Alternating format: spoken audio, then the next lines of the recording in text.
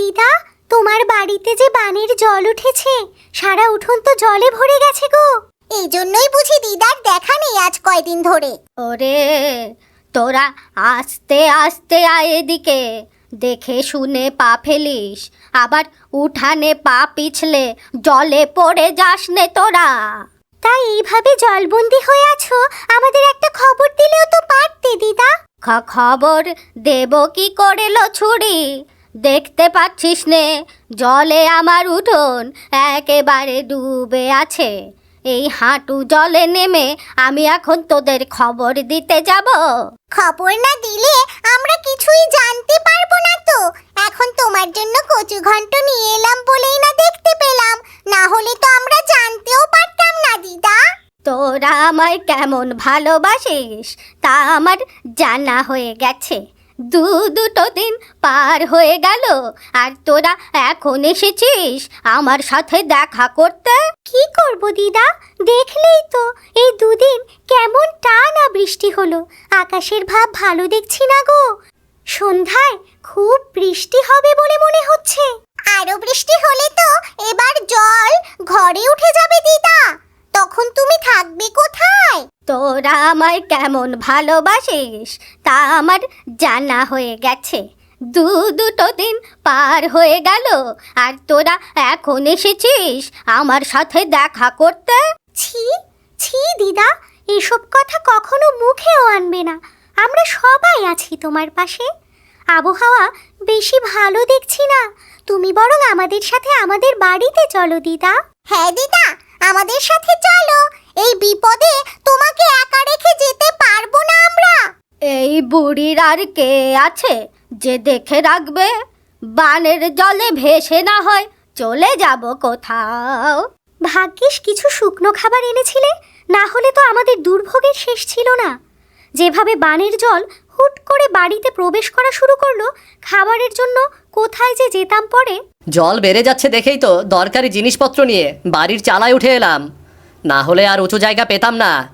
কলা গাছের ভেলা বানিয়ে রেখেছি, যে কোনো দরকার হলে এই ভেলায় ভেসে বেড়ানো যাবে। কিন্তু যেভাবে চারপাশে বানের জল বাড়ছে, আমার যে বড্ড ভয় হচ্ছে গো। জল বেশি হলে তখন যাব কোথায় আমরা? ও তুমি চিন্তা করো না, একটা না একটা উপায় ঠিক হবে। আমি একটু বেরোবো। হ্যাঁ ঠিক আছে। তুমি আবার এখন কোথায় যাবে শুনি? নিতাই দাদা নিলয় দাদার কি অবস্থা একটু দেখে আসতে হবে, কোথায় আশ্রয় নিয়েছে বুঝলে। তুমি চলে গেলে আমি একা একা কি করব এখানে? জল যদি বেড়ে যায় তাহলে আমি একা হাতে কিভাবে কি করব? হবে ঋতু হবে, বিপদে পড়লে মানুষ সব করতে পারে। ভাবছি সবাইকে নিয়ে চৌধুরী মশাইয়ের বাড়ি যাব কিছু সাহায্যের জন্য, আর সাথে করে জালটা নিয়ে যাব। বানের জলে ভাসা বড় কোনো মাছ পেলে ধরবো। মানুষ বাঁচবে কি করে তাই ভেবেই মাথা খারাপ হয়ে যাচ্ছে, আর তুমি কিনা বানে ভাসা মাছ ধরবে? হ্যাঁ গো, যদি ভালো মাছ পাই তবে আমরা সবাই মিলে সেটা তো খেতেও পারবো। কারোর কাছেই যে খাবার জিনিস তেমন কিছু নেই। মানুষ বাঁচবে কি করে তাই ভেবেই মাথা খারাপ হয়ে যাচ্ছে, আর তুমি কিনা বানে ভাসা মাছ ধরবে? আমি জালটা নিয়ে একটু ঢু মেরে আসি আর দেখে আসি সবার কি অবস্থা। ঠিক আছে, সাবধানে যেও আর তাড়াতাড়ি ফিরে আসবে কিন্তু। ঠিক আছে। চৌধুরী মশাই, ও চৌধুরী মশাই, বাড়িতে আছেন নাকি?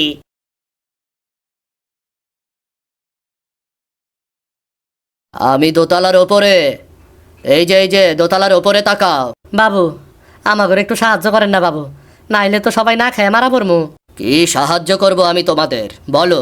আপনার কোষাগার থেকে যদি আমাদের কিছু চাল আটা দিয়ে সাহায্য করতেন তবে সবাই পেটের খিদা নিবারণ করতে পারতাম আর কি। আমার কোষাগারে যা খাদ্যশস্য জমানো আছে সেগুলো তো আমার ব্যবহারের জন্য জমানো আছে, সেখান থেকে তোমায় দিলে আমি চলবো কি করে? কিন্তু আমরা তো সবাই খুব দুর্দশার মধ্যে দিয়ে যাইতাছি বাবু। আমার ঘরে চাল নাই, তরকারি নাই, শুকনা মুড়ি চিবাইয়া দিন কাটাইতাছি। ওই ঢের ভালো তোমাদের জন্য, আমি সেভাবে কিছু দিতে পারবো না তোমাদের, নিজেরটা নিজেরাই জোগাড় করে নাও। যাও যাও। ঠিক আছে বাবু, আমরা তাহলে আসি এখন। ও মা, মা দেখো, ওই দেখো কত বড় একটা মাছ দেখা যাচ্ছে বানের জলে। আরে তাই তো রে, এমন বড় মাছ তো আমি আগে কখনো দেখিনি। এটা কি মাছ গো দিদা? দেখতে তো মনে হচ্ছে বিশাল একটা সোনালি কাতলা মাছ হবে এটা।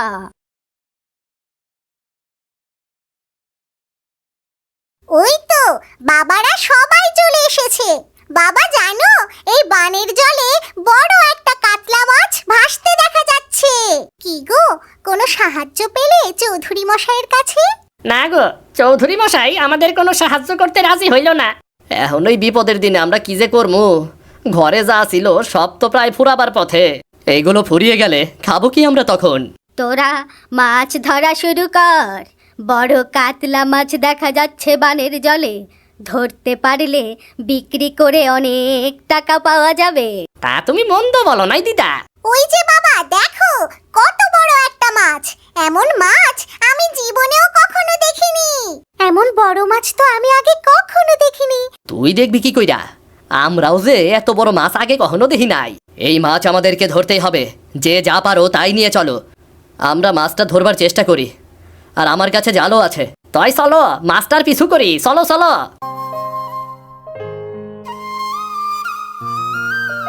ওই তো মাছটা আবার ভেসে উঠেছে।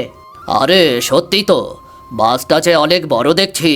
আমি এর আগে এমন বড় মাছ কখনো দেখিনি গো। শঙ্কর, তুই জাল ফেল। আমরা বললাম সুইরা মারি, দেখি কোনোভাবে মাছটারে ধরা যায় কিনা। ধরা যাবে না মানে? এক্ষুনি ধরে ফেলবো। আমি এই জাল ফেললাম। দাদা, আমাকে সাহায্য কর তোরা। একা হাতে আমি অত বড় মাছ তুলতে পারবো না। মাছটা জালে আটকা পড়ে লাফালাফি করছে। হ্যাঁ হ্যাঁ, আমরা সাহায্য করতেছি তোরে। মাছটা তো অনেক বড় রে শঙ্কর। এটা নিয়ে শহরের মুখে হাটে বিক্রি করে আয়, অনেক দাম পাবি তাহলে। না বাবু, এ মাছ আমি বিক্রি করব না। এ মাছে সবার অধিকার আছে। চৌধুরী মশাই রেও তার ভাগেরটা আমরা এইখানেই দিয়ে দেবো। দেখলে দেখলে তো ওরা কেমন ভালো মানুষ। বানে ভেসে আসা একটা বড় কাতলা ধরে ওরা সেটা তোমাকে ভাগ দিতে চাইছে, আর তুমি কি না ওদের একটু সাহায্যও করতে চাওনি? আমি আমার ভুল বুঝতে পেরেছি। আসলে একা একা কোনো কিছু ভোগে শান্তি নেই। কথায় আছে না, ভোগে নয় ত্যাগেই প্রকৃত সুখ। তোরা যাবার পথে আমার কোষাগার থেকে চাল ডাল যা লাগে নিয়ে যা। ঠিক আছে বাবু, আমরা তাহলে বাড়ি গিয়ে সবাইকে নিয়ে আসি। মাছটা আপনার বাড়িতে রেখে যাই, এসে না হয় রান্না বান্নার আয়োজন করা যাবে।